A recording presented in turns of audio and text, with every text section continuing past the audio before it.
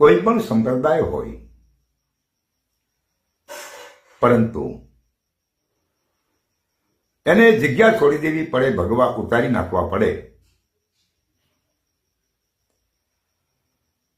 પછી પાછો એ સાધુ સમાજમાં આવવું એના માટે અશક્ય છે. પણ કદાચ નફટ હોય તો એ તો આવ જા કર્યા રાખે, બાકી એને સાધુ ન કહેવાય.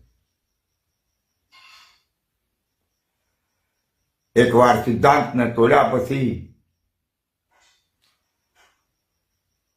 તમે વસ્ત્ર જે ધારણ કર્યા છે એ વસ્ત્રનો ત્યાગ કરી અને પાછા સાંસારિક દૃષ્ટિના જે વસ્ત્રો છે એને જો પરિધાન કરવામાં આવ્યા હોય તો પછી ફરીને પાછું એ ધારણ ન કરાય. તો પછી આ સંસારના લોકો જીવન જે જીવે છે ને એ તમારા કરતા સત દરજ્જે સારા કહેવાય.